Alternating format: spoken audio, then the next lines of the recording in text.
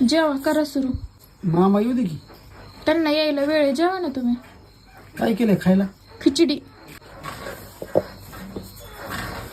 छान आहे, भारी तांदळाची केली. चटणी पण आहे शेंगदाण्याची. येऊ दे मामाला.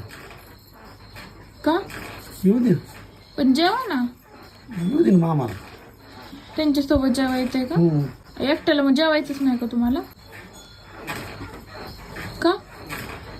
ते आल्याशिवाय ते येऊ दे ना आता. फक्त मी त्यांच्याशिवाय अन्नाचा कमी खाऊ शकत नाही. आता हे आणलं होतं मग आता काय ते बी मग मीच खाऊन घेते. काय तुम्हाला काय पोळी ना.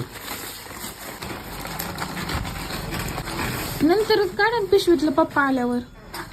पप्पा सोबत खायचंय वाटतं तुम्हाला? नाही. आ काय घ्यायला काय आहे? येऊ खाता पप्पा आल्या म्हणलं ना तुम्ही. कोण पप्पा? कोणाचा पप्पा?